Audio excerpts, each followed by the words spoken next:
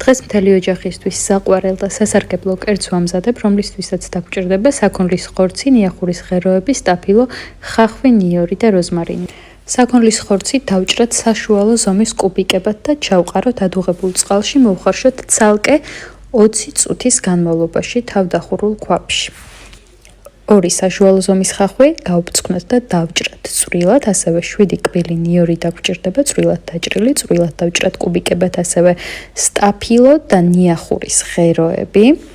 გახურებულ ტაფაზე დავასხათ ზეითუნისზეთი, გადავიტანოთ ცოტაოდენი კარაქი, როზმარინი და დავუმატოთ დაჭრილი ბოსტნეული მოსათუშად, დაახლოებით 10 წუთი მოვთუშოთ ცალკე, მერე კი დავუმატოთ მოხარშული ხორცი, მოვაყაროთ მარილი, დავახუროთ თავსახური და დაახლოებით 9 საათის განმავლობაში დაბალ ტემპერატურაზე მოვთუშოთ. 9 საათის შემდეგ ვუმატებ პომიდრის соуს, ცოტაოდენ დაფქვილ როზმარინს, ორეგანოს და წყალს, ისე რომ არ დავფაროთ ხორცის და ბოსტნეულის მასა და ასე მოვთუშოთ დაბალ ტემპერატურაზე დაახლოებით 1 საათი, საათი და 20 წუთი.